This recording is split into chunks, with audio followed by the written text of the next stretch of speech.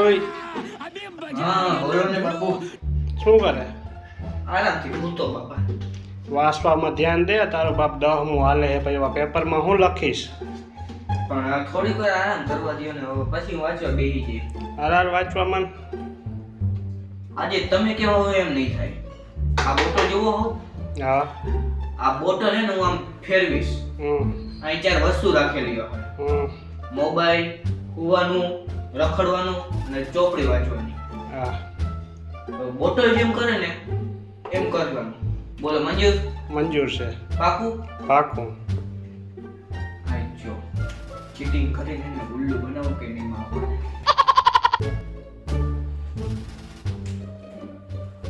એ તો આ ગેમ થી જોવો ને. વાસે કોણ?